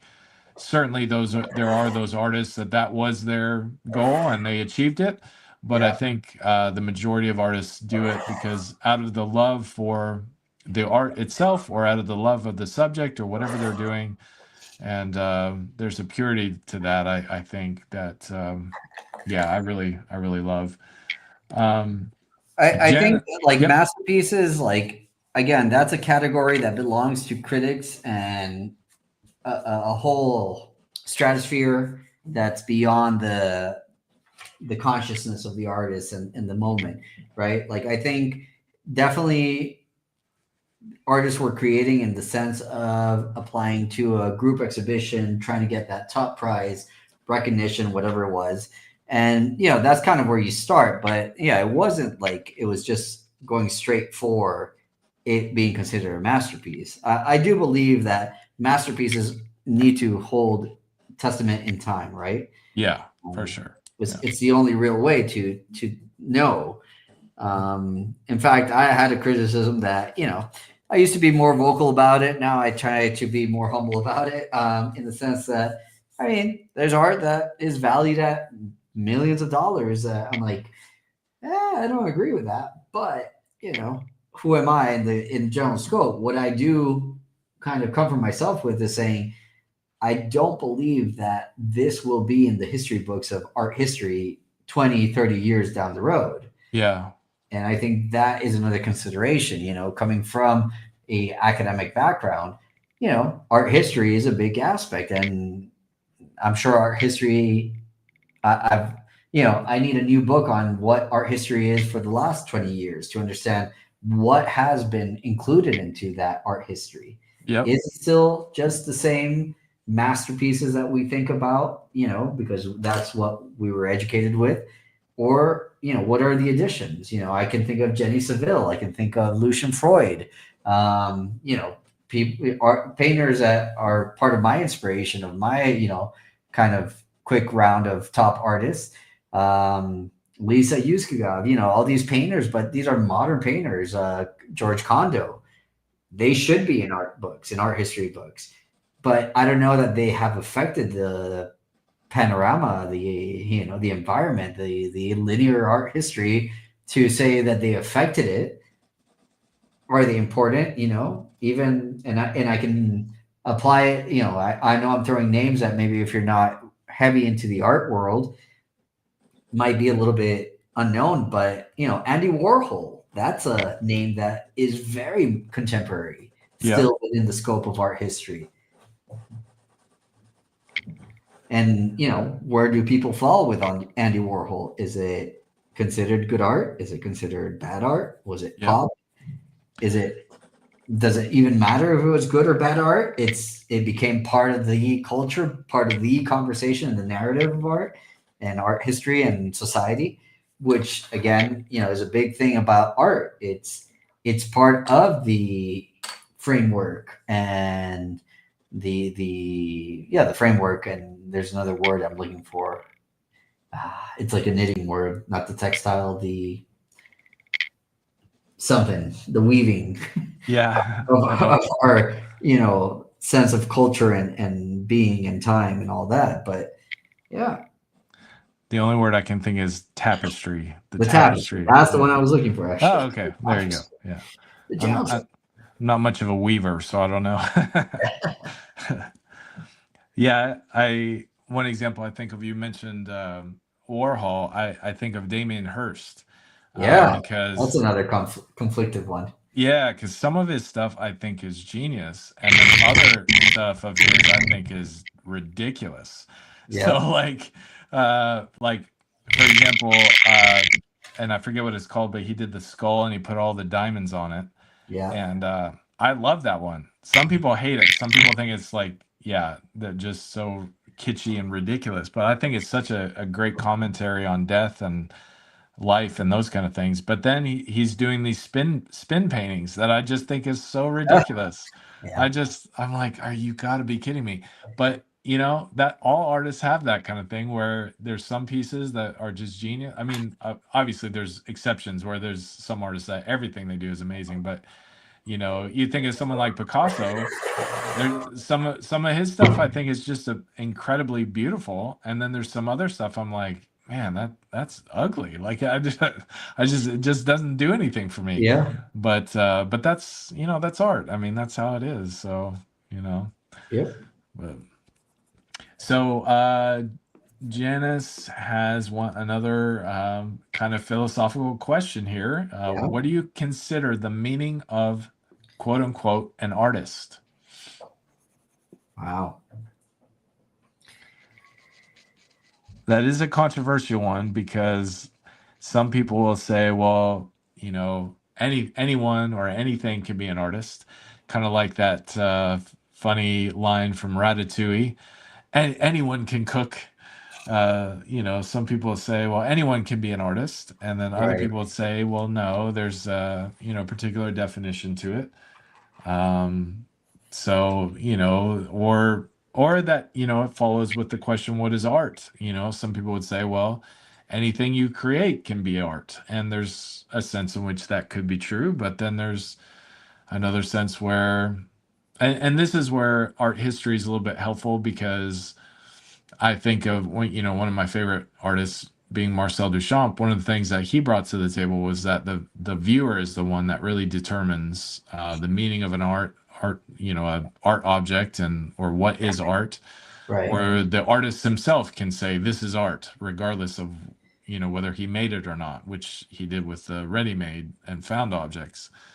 So that definition of that word has changed over the course of art history, and so Yeah. now we're in a time of kind of more of a postmodern view where a lot of words change meanings depending on who you're talking to. So one person could say well, I don't know. I when I mow my lawn, it's a work of art. Some people could say that, or some people could say, no, it has to be, you did a painting. Well, does it have to be painting? Could it not be drawing? So it's such a hard word to Yeah. really pin down for sure. Well, and when you come into her question, what's the meaning? What do you consider the meaning of an artist? I mean, I guess I'm wondering, is it what's the definition of an artist or what's the purpose of an artist? I would take it as what's the definition of an artist. And for me, the definition of an artist is very broad. Yeah. Um, Ultimately, I think an artist is just somebody that is able to express in a format, in a medium, something that is so applicable to the human condition, to our experience as a whole, as a as a species, as a person, as an individual, even as a family member. Um, there's art that, like, expresses conflict as a sibling, conflict as a parent, conflict as a daughter or a son, and the fact that you can feel that as that individual because of you having that human experience, and you come across a painting and you see yourself in that, Hmm. when you can feel what an artist expressed in, I'm thinking of Goya, like the atrocities of war, right, in his painting. Hmm. Yeah. And whether you can feel it because you had a close experience with that type of unfortunate kind of situation in your country, or you see it on the news and you just have sympathy and empathy for the situation and the people. I mean, that's what it is, that's being an artist, is that being able to transmutate that emotion in a tangible way. I mean, and again, for me, art is all the arts, right? Music, writing, painting, drawing, the visual arts. Even I've seen ballet performances, or, in opera, which is still hard for me to connect with, but, you see the emotion in certain scenarios, or artists, and you just feel it. You feel the agony, you feel the loneliness, or you feel the heartbreak, you feel the whatever it is, or the excitement, and you can relate to it because you've been there. What is it? You don't have to go far. Like when you see a child and that childlike excitement with a new toy, or whatever it is, like a character, right? And as an adult, you're like, you know, you're not that excited, but you do understand the excitement of the child because you were excited as a child about other kind of silly things, right? Yeah, that's right. I mean, I don't know why this came into my head. It's kind of a random thought, but I used to love to go to old antique stores and just Yeah. kind of walk around and look at these old objects. And every once in a while, I would buy one, and just for myself. This was long before, when I was not married and just on my own. I would, every once in a while, just buy like a little trinket, and for whatever reason, for me, that held some real like significance or nostalgia Right. or whatever. Whereas to someone else might look at it as, garbage or trash or whatever.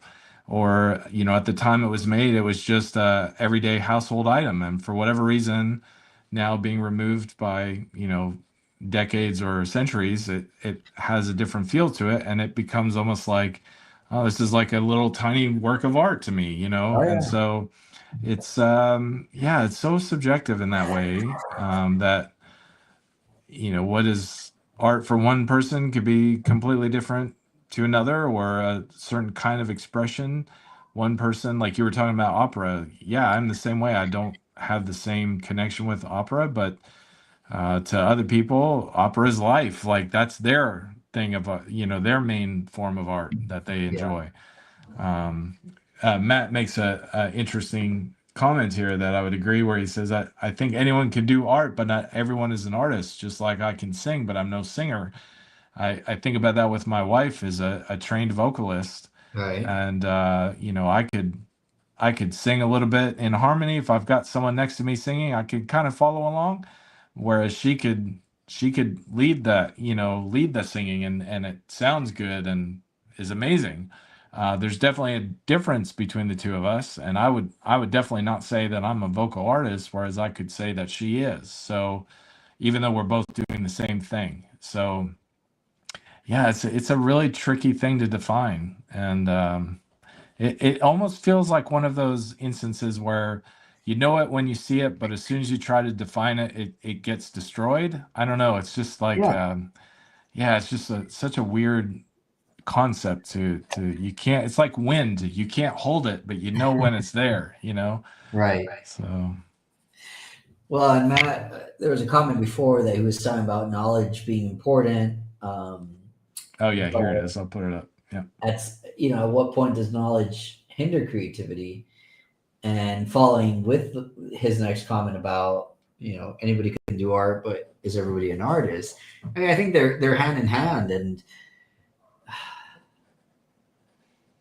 I think I would say creativity can be paralyzed by knowledge in the sense that knowledge is important in order to access things, right? So, like, this whole session, we're talking, we're providing know-how. I don't know if knowledge is the right word for what we're doing, but definitely know-how and yeah, explaining and giving our experiences. So, that gives a basis. But to think that that's the only parameter that you should create, that within which you should create, is definitely false. You should create because it's born within you, which is exactly what you were saying. Different people can sing doesn't make you a good singer, right? yeah, You can do it, but then there's definitely different skill levels. However, you can attain skill levels as well, but you it just comes out of you. It's natural, but I don't think that it's limited. I think everybody does have the ability to create and or be creative. Now, not everybody's going to be a good singer, not everybody's going to be a great visual artist, but we can all create art and or, music at different levels. The point being is that it is definitely a part of our human experience and existence. It's not something that is limited to the people that are shown at a museum and accepted into galleries. I think everybody should know that they can experience the pleasure of being creative in music, in visual arts, in any kind of format, and that you can get better at it. That hmm, limiting or allowing others to limit you is not acceptable, yep, yep, because if that were the case, then we should vet who can come into a museum and or who can come and see a gallery. Because if yep, you aren't a creative, then you're not going to understand this. So therefore, you shouldn't walk into a museum. You hmm, shouldn't be allowed into the opera and say, "Oh, it's not for me," or "I didn't like it," or "I don't understand it, but I appreciate it." Right? I hmm, think that's the point. It's for everybody, and it's at different levels, and it's an evolution. yeah. Yeah, I often think about it when I worked. So I worked at the Brown Hotel, which is I forget what the rating was, but it's a fine dining hotel here in our city. Right? And I worked in the kitchen, and I did not go to culinary school or anything like that. I worked in kitchens like in a corporate setting. So when I got the job at the Brown, it was a much different experience because it was actual real cooking, whereas in a corporate setting, it's more of heating up food Yeah. is Yeah. basically what it is. Right. And so I would always tell people, because they would say, "Oh, you're a chef at the Brown." I said, "No, no, no. I can cook, but I'm not the chef, because the chef and yes, in the kitchen, everyone calls each other chef out of Yeah, respect, yeah, yeah, but the reality is there is definitely a difference between the cooks and the chef. The chef yeah, is the one that can take the ingredients and produce or create something new or original dish, whereas the cook is the one just reproducing that. And yeah, so, in the same way with like singers, there are some singers that can sing on their own, they can lead, they can, they can take a piece of music and render it in such a beautiful way, whereas a singer, regular singer like you or I or whatever, can maybe sing along with it, but they're not creating something out of that. And I think it's the same way with this. Like, you could sit down, there's a difference between someone sitting down and painting by numbers, and there's a difference between that and someone coming up with a new original composition and painting, from scratch. So, yeah.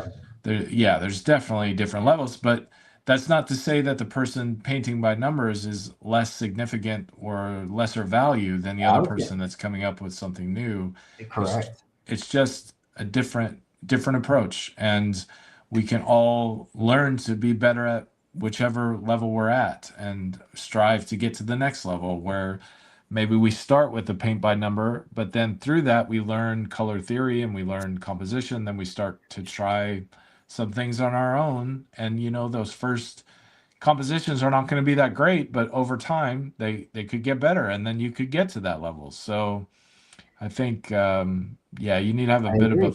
flexibility with that definition, and a lot of grace with yourself, and know that we're all, as artists in process, always trying to get better at Yeah, our craft. definitely. Yeah, I think you hit it right on. And that painting by numbers, I mean, I feel like I'm painting by numbers right now. And I'm not saying it in a bad way towards what I'm doing. I'm saying is painting by numbers is an exploratory, you can explore without putting so much pressure, which is exactly what I'm doing right now is I'm sketching. I'm not Mhm. being constrained. I'm just, letting it flow. I know I'm going to make mistakes. This is just a way to approach a thematic, a narrative, and a bigger subject matter, right? Yep. Yep. Oh. Yeah, it's the whole argument of artists is interesting, and I think it's self-limiting. Ultimately, I think society should decide if you're an artist because I think we're artistic people, just like we're I don't know. It comes down to I still love music as the universal the thing that makes us universally bound globally and through time. If we can appreciate a composition of music, whether it's from you know 500 years ago or 100 years ago, present, or from the next 100 years, right? Hmm. The point is that a good melody can be appreciated by individuals that aren't necessarily musicians or know how to play an instrument, but know how to appreciate that melody. Yeah. And I Yeah. think that for me has stayed with me as look, if we can all access the pleasure of listening to a song by I don't know, whoever you want to say, Beethoven, Coldplay, you name it. The point being that from different cultural, geographical positions and different timelines in the sense of you're born in this year or that year, but you can all access the pleasure of that melody and or that song. We clearly are all connected artistically in a way that isn't determined by what is a masterpiece, by what is the salon, what is the cultural acceptance. It's your individual humanistic experience of it. And Mm. creating art is the same. And uh, being, you know, having a good experience to an art piece. You know, we talked about Van Gogh a lot, and we do come back to him a lot. But we can talk about Cezanne or any of these. But Van Gogh is just a universal reference for everybody nowadays. There can be people that don't like Van Gogh, and that's completely acceptable. There can Yeah. be people that are Yeah. repulsed by it, that Yeah. say this is not good, and that's Yeah. acceptable too.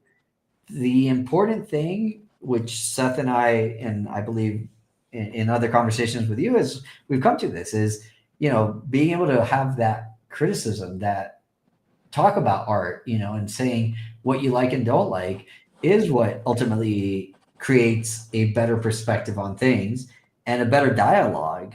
And again, just because you don't like it, it doesn't make it bad. It just amplifies. Oh, I now understand why I like the things I like. Is because the Yeah. things I don't like are, is this. And, food is a good way to go about it. You're talking about restaurants. It's like, why don't I like, I don't know, tomato sauce? And other people love tomato sauce, Yeah. Yeah. and it's acceptable. It's not, it doesn't make you righteous. It doesn't make you the ultimate, sayer of what's good in sauces and what's bad, but it just determines where your likes and dislikes land. But you can appreciate, Yeah. Unless you're Kanye West, and you just tell us that you're a genius, and we all have to believe you. So. oh, if you're a genius, you're a genius. You're above it. That's a different story.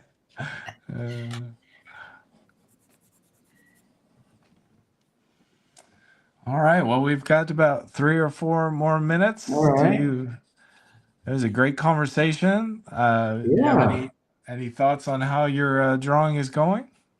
My drawing's going pretty good. I'm really, I got these figures kind of laid down in, pencil, just kind of loose. Didn't worry about anatomical correctness or anything like that. I just wanted to set kind of faces and shoulders, and now I've worked in now on more of the psychological part of color theory, which is very interesting. Toulouse-Lautrec, again, one of my favorites, did not have the opportunity to have access to top quality oils and canvases. A lot of it was on cardboard and colored pencil, exhibited in the Art Institute of Chicago, Yep. d'Orsay Museum in Paris. Another great conversation piece that we should go at in one of these lives is, what is do you need the most expensive materials to create great art? And you don't. Yeah. Yeah. If it comes through, which is I think what we were talking about and what I tried to express with music. I mean, it's just, if it's universally understood, it's universally understood. 100 years or 300 years from when it's created, whether it's accepted at its moment of creation, yeah, that's for the artist and the current society to be concerned about. But Yeah. Yeah. we get to approach now the museum and be in awe and say, man, I could do that. Yeah. Like, why am I not doing that? What's inhibiting me from going ahead? Yeah. Exactly. Yeah. Yeah, I really recommend going to galleries, exhibitions, museums. While if you're traveling or if it's local, there's always something to be that you're going to learn, that you're going to come back with. And Mhm. if it's not something that grows for you in the sense that you liked it, even disliking it tells you something about yourself, Yeah. something about your aesthetic, about your way of thinking of how to approach art. And that's as valuable as seeing only things, or, to see only things that you agree with versus to understand things like, oh, I don't like this, Yeah. but that's important. Why don't you like Yeah. that? Or that determines the things that you do like. Yeah. No, that's awesome. Yeah, I definitely agree. Yeah. So good. I look forward to seeing how your piece develops over the Yeah, next couple weeks and or cool. months or whatever. And yeah, especially that all that extra space up above. I look forward to seeing what you I do know. with I'm that. excited for Yeah. that. Yeah. I'm actually really excited for that too. Awesome. All Awesome. right. Good seeing Yep. you, Chad. Yeah, you too. Thank you so much as always. Great conversation. We appreciate everyone joining in with us. Like I said before, we're here every Saturday from 6 to 8. And we look forward to taking your questions and comments and working on art together. And I'm Chad Nuss. This is Thomas and Seth Jones as well. And we're from the Visual Arts Academy and Studio in Louisville, Kentucky. And we will see you all again next week. See ya. Bye.